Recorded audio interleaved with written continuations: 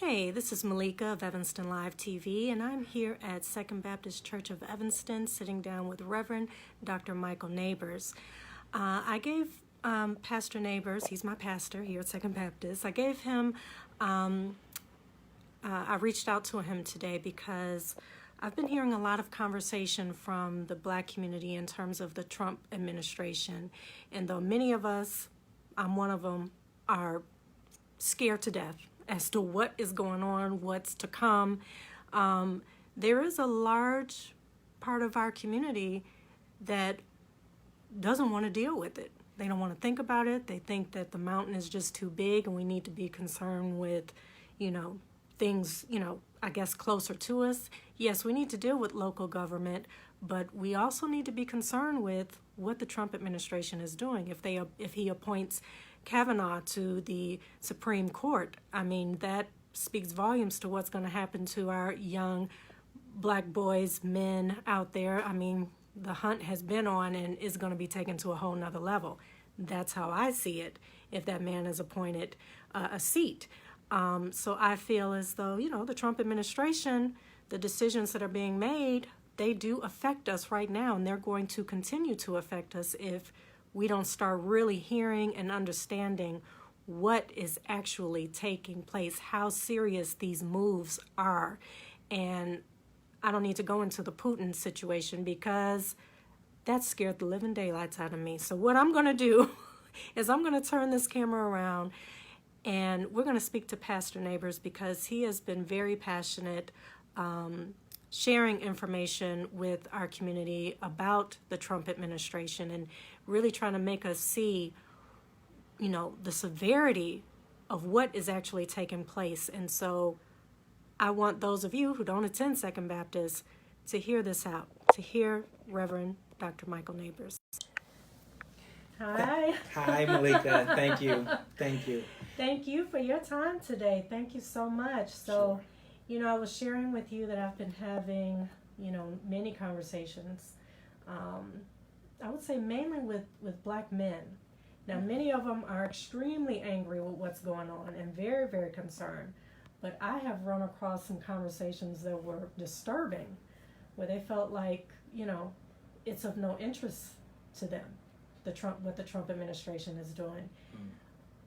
What are your thoughts? What would you say to some Black men maybe sitting at this table right now that were to say to you, well, that's of no interest to me right now? Right. What would you say? Well, the first thing I would do, Malika, the first thing I'll say in terms of this conversation is I want to reassure you that, the Black race and Black men have never been one monolithic entity. We have never completely agreed on a particular issue, a particular politician, a particular way of life, from the very beginning. There's always been conservatives, there's always been liberals. I think the one distinguishing variable about the way you set up this scenario today, though, is that even though we've been very diverse in our opinions, those opinions were always attached to people and minds that cared, that were passionate about what was going on in the world around them, and particularly what was passionate and what is passionate about things that are affecting their own lives. So when you tell me that there are Black men that simply want to put this to the side and not deal with it, I'm a little surprised because I think that may be a newer phenomena that is occurring and becoming perhaps entrenched in the Black community. I think there are reasons for it, and obviously one of the main reasons for it is that this power shift appears to be so tremendously seismic after 8 years of our own president, Barack Obama. You have a new president coming in whose, it seems, singular objective is to undo all of the policies that were enacted by the previous president. And I think that when Black men see that and they look at the history of race relations in the United States, they think it's just one more thing. But it's not just one more thing, but because this happens to be the most powerful person in our nation. And so leading the executive branch of the United States government, I think Black men say, well, he's got the legislative folks who are in his pocket, both the House and the Senate, and he is fast approaching the judicial branch of the government as well, especially if he is able to succeed in getting Kavanaugh on the United States Supreme Court. And it appears, I know you're very concerned, but it appears that probably will go through. You know, I'm a pragmatist. I recognize and realize that, you know, he's got to get the support of the House and the Senate, and it does seem as if he has the numbers. So if you just look at it logically, the number of Republicans that are in both of those bodies, I think that he's going to get Kavanaugh accepted. And Kavanaugh has already been described as, if he gets on the bench, he's going to be the second most conservative justice on the bench, followed by the sole African American, Clarence Thomas, who is listed as the most conservative. And so I think black men look at all of that and they say, "Oh my goodness, you know, this is a real quagmire that we're caught in. It doesn't look like there's any hope of being able to turn this around and to change it." And my challenge to black men, and my challenge to everybody, is I encourage you not to feel that way. I encourage us to look at our own history and how we have overcome obstacles, how we have climbed mountains that seem absolutely too high for us to climb, how we've been able to knock down and go through barriers that were built to stop our progress and development. And I'm going all the way back. I mean, we had slavery for 240 years, but African Americans fought in the Civil War to the tune of hundreds of thousands for their own freedom and to try to redirect the nation in a way that was more harmonious with the races. So we're able to accomplish that. And then you move to civil rights movement, and the same thing happened. You know, I think the civil rights movement probably began with Brown versus the Topeka Board of Education. It seemed impossible. That was a mountain. They had been trying to integrate the public school system in America for decades. But it took a young lawyer named Thurgood Marshall with the NAACP to finally go to the United States Supreme Court and to argue against segregation in public schools and education, and that worked. And then of course a year later you had the Montgomery bus transportation system being desegregated by Martin Luther King and the new SCLC movement. And after that you go into the 60s and you have the civil rights movement that produced the Civil Rights Act of 1964 and the Voting Rights Act of 1965. So I say to those brothers who are a little bit down about what is happening with Trump and feeling like there's no way, please check your history and recognize that for every single confrontation that was placed against African Americans, we had the resolve and the determination and the spirit to rise above it. And I want to focus on that last one, spirit, because I am a man of faith, because I do believe in God. I believe that God's word is very, very impacting and powerful. God is on the side of those who are oppressed and suffering. God hears those who cry out to God. And the Bible says that we have the capacity to make sure that justice rolls down like rivers and righteousness as an ever-flowing stream. So I believe all of that. If you put together our history, if you put together our religion and our faith in God, and if you put together the need more than ever in 2018 for us to come together, then I think that if we can educate those brothers that may feel this way, then I think that things will begin to change and we'll begin to move in the right direction. But we've got to do that, and that means black churches, black fraternities, black sororities, other black organizations have to rally together, perhaps in a way that we've never done before. We really do need unity. And in 2018, Malika, we need unity not just in the black community, we need it, but the black community now needs to unite with the Latino community, and the Latino community needs to unite with the LGBTQ community, and the LGBTQ community needs to unite with the women's community. All of these people, you see, who have been marginalized and who have been kicked to the side by Trump and his administration, and even before, we are at absolutely seismic moment in our history where coming together could shift the balance of power in this nation and in this world in a way that we've never seen before. People of color have the opportunity very, very shortly to be the ones in every single seat of authority and power and administration, both in this nation and in places like the United Nations. And see, that's why I think Trump and Putin and other folks who are purveyors of white nationalism and supporters of white supremacy are holding on. This is the white man's last stand. It really is. And so they're going to do everything they can. They're going to utilize every resource. They're going to utilize every single piece of power they have to try to deny what is inevitable. And what is inevitable is that people of color, coupled with God on our side, will rise. And we will make this world the kind of world that it really should be. A world that is free of racism, a world that is free of discrimination, and a world where people will be judged not by the color of their skin, but by the content of their character. I know I said a lot, but I'm very passionate about this. So Trump is no great leader. He's not. Trump is not a great leader. Trump is not he's not a great deal maker. Trump is not a great mediator. He's not a great arbitrator. All of those things that the administration is suggesting that he is not. He's going by the seat of his pants. He is this person that just goes by every single whim.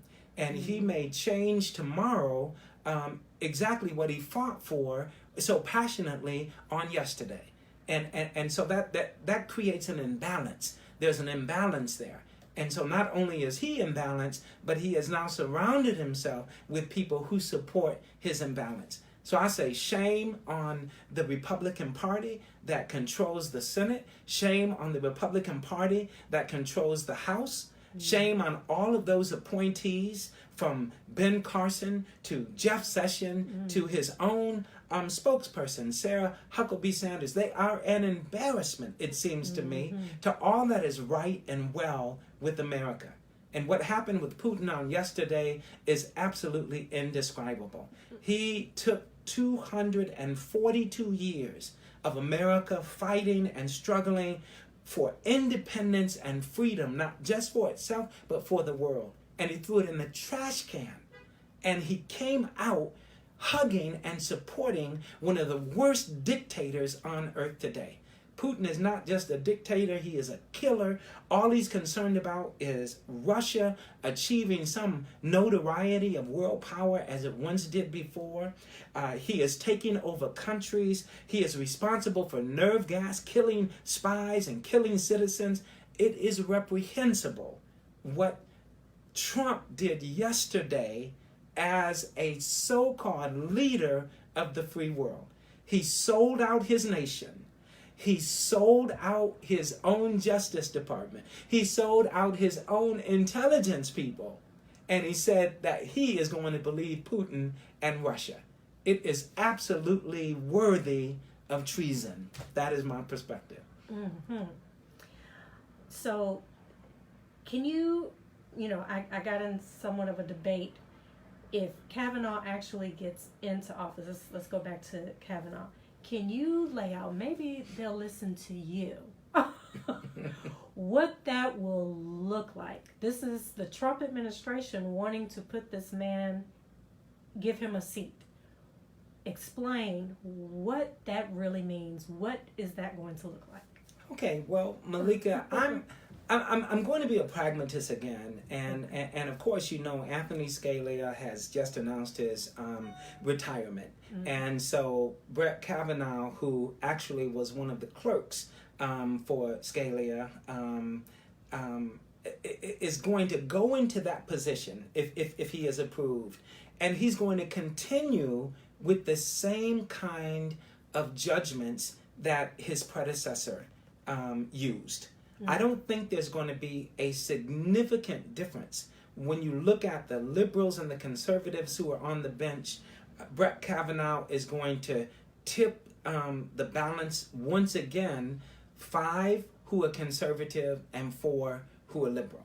So it's not going to change. The next one that we have to worry about, whenever that is going to be the real challenge. And if it comes under Trump's administration, if another justice retires or happens to pass away when they're in office, then Trump's next choice is going to tip that balance even more. And we'll be looking at 7 conservatives and 3 liberals, and that will prove itself to be 6 conservatives and 3 liberals. That will prove itself to be very, very dangerous. And I think right now, when it's 5-4, Malika, every now and then, 1 or 2 of those conservative justices will fool you. And they will end up making a decision. I'm not exactly sure why, but they will make a decision that it appears to be fair, well thought out, well researched, and will fall on the side of right instead of on the side of a small group of people who are conservative, who seem to be running this world. But yeah, we do have to be concerned about Kavanaugh, and I think up to the day that he is appointed, I think there ought to be protest against this appointment. I think that we should be writing our congresspersons, both in the House and our senators in the Senate, and we should be arguing that that is not the right choice for the United States Supreme Court in a nation that is as divided as it is right now.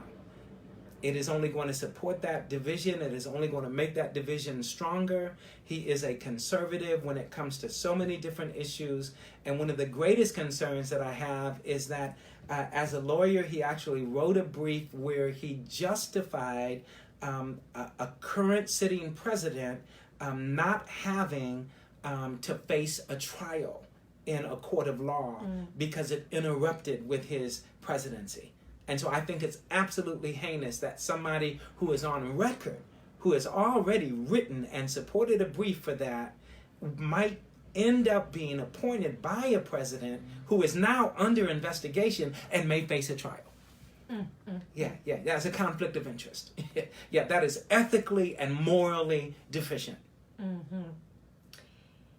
And you can explain this to me. And I'm sure many of us out there. From your perspective, how is he, let me say this right so people aren't knocking on my door with handcuffs.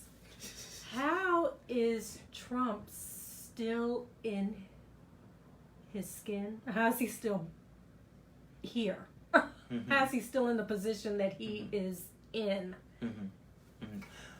Well, there's a Greek word, Malika, that I learned when I was in seminary, and the Greek word is called hubris, and out of hubris comes a more Latin word that's called avarice, and out of avarice comes what we know as greed. So when you think about Trump being in office, and not just him being in office, after everything that he's done, after his misogynistic characteristics and the way that he has treated women, and all of those allegations against him, probably more than 30 regarding women, with regard to his dereliction of decency in terms of mocking persons who are physically challenged, with regard to his absolute racism when he calls Mexicans racist, with regard to his racism when he supports folks in Charlottesville who were marching for white nationalism by suggesting that people who were fighting against that and struggling against it were just as bad as they were. All of those statistics that continue to come around is a suggestion that the people that are supporting Trump are so greedy for their own power and for their own position and for their own electability that they would rather deal with an absolute broken and tarnished image of a person rather than allowing the other party to bring forth a person that would then, in effect, take away their power and authority. So I am putting the full blame on the Republican Party. I am suggesting that those Republicans who are not standing against Trump, especially after his debacle with Putin yesterday, who are not calling for an immediate investigation regarding treason because of what he said and how he said it, those are persons whose greed and whose personal interest in themselves and those who are like them takes precedent over their love for country and people. We got to get them out. It's time for somebody new. And how do we get them out with, now that we know that there's been, they're tampering with our voting system, how do we fight that? Mm-hmm. And then he's going so far to protect those that are tampering our voting. What do we do? Yes, yeah. It's a great question. Again, I think that history is our greatest teacher. And when we think about what our people have faced in the past with regard to redistricting zones and redlining and all of the issues that probably go back to just after Reconstruction. They had poll taxes, they had the grandfather clause, they had so many different venues that prevented blacks from exercising their right to vote. We plodded forward. We continued to fight. We continued to struggle. Some people absolutely died. So when you're asking what do we do now, we have to put on that same persona, and we have to cry out in a public manner about this injustice that is occurring with regard to the voting injustices, especially as it points toward people of color and minorities. We have to stay on Jeff Sessions as the Attorney General of the United States of America, and we have to make sure that we support organizations like ACLU, the NAACP Legal Defense Fund, and other organizations that are fighting in court to stop all of these injustices from taking place. So we have to make sure, like you mentioned those brothers, when we started this conversation, we have to make sure that the onus and the burden of what we are bearing right now in this presidency and, of course, during these times because of our government does not weigh us down so deeply that we feel like we can't move or like we're going to give up. I appeal to our people, African Americans and other minorities. This is the time to have faith. This is the time to believe that the same God who brought us this far did not bring us this far to leave us. Mm-hmm. It's time to believe that the best is yet to come. My confidence that the best is yet to come is not because of any kind of personal desire for more for myself, but my desire for the best to come has to do with my children and my grandchildren. I will fight to my dying day to make this nation the nation that it should be, because I believe that my children and my grandchildren and those who are to follow have every right to have a better society and a better community than the one that we're living in right now. And I know that other people of goodwill have that same sentiment and feel the same way. And in your opinion, yes, I feel the same way. Yes. In your opinion, when do you see some movement happening in our favor? Mm-hmm. Well, I will tell you, my prayer is that it's going to be sooner than later. Yes. We have midterm elections coming up in November. There are so many seats that are open right now with regard to both those in the Senate and those in the House. Just a couple of seats, as you know, in the Senate could flip the balance of power so that Democrats will be in the majority and Republicans in the minority. And while we need more seats in the House, that's feasible and can potentially happen as well. And let me tell you why. What I'm looking at and what happened with the primaries is there are an unprecedented number of folks who are running for political office now in Congress that bring a fresh perspective, that bring a perspective on behalf of the marginalized, and most importantly, I think, that bring a perspective on the part of women. There are more women who have been nominated through primaries for these offices that I believe and have every confidence that there's going to be a major sweep. And most of these women, as you know, are running on the Democratic Party. So come after the first Tuesday of November of this year, I believe that we're going to see seismic change in Washington, D.C. in a way that we've never seen before. And I believe that everything that Trump is getting away with now, beginning in 2019, he is going to be held accountable for every single decision that he makes.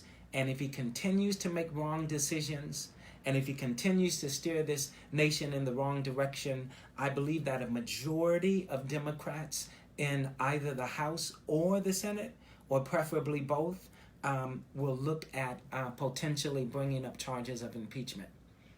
Oh, I can't wait. Oh, I can't wait. Yeah. And let me ask you one more question.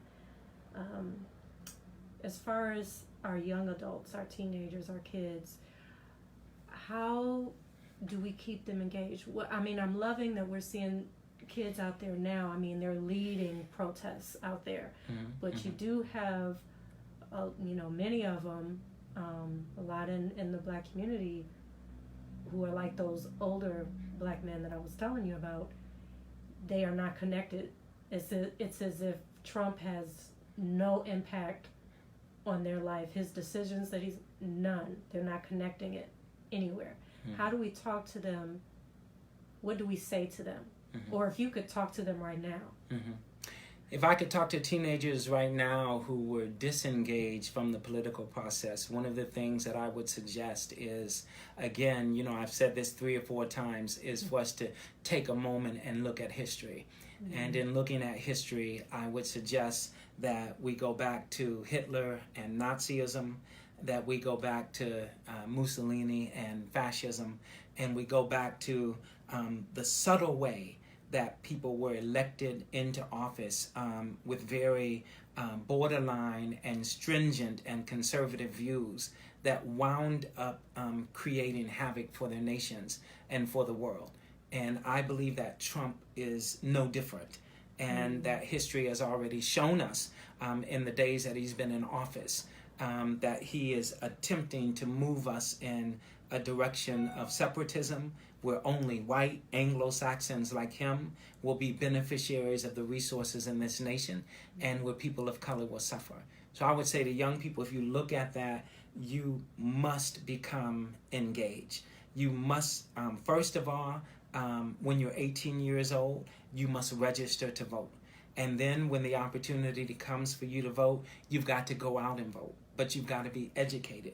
Educated about the candidates that you're voting for, educated about the issues that are going to be on the ballot.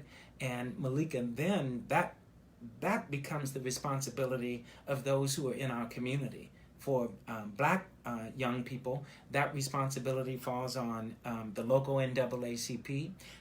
It falls on local houses of worship. It falls on community centers. Wherever our young people are gathering, there needs to be people there talking about the urgency of the times in which we live. Because we have to be realistic about this. When we were younger, at 14 or 15, we probably didn't want to hear a whole lot about this either. Because we're about the business of having fun every day. We're about the business of, going out and playing basketball, or going to a movie, or going on a date, or whatever. So we have to be patient with them. But at the same time, we have to keep putting it front and center. And we have to get them involved. They have to be involved. It's time for them to be involved in their schools. Just like these children down in Parkland, Florida, got involved after the horrific shooting by having all of these mass movements. Just like the African American sisters in Missouri got so involved after the shooting there and started Black Lives Matter. Malika, there are countless organizations that have become involved. And even locally, we were able to shut down the Dan Ryan just a couple of weeks ago. And we did that because young people came to the fore who were still in high school and said, we've got to do something about the injustices that we're facing. So when you have young people like that, then what we try to do is take the other young people who are disengaged and just put them in the company of the young people who are engaged, because young people attract young people. So that's my response to that, and hopefully that will work, and it has to happen everywhere. There's no one method for successfully engaging our young people. We have to do it in about a dozen different ways. Mm-hmm. Yeah. All right. Well, thank you so much, Pastor Nabors. Okay. Well, thank you. Thank you. Thank you, Malika. Okay. Wow.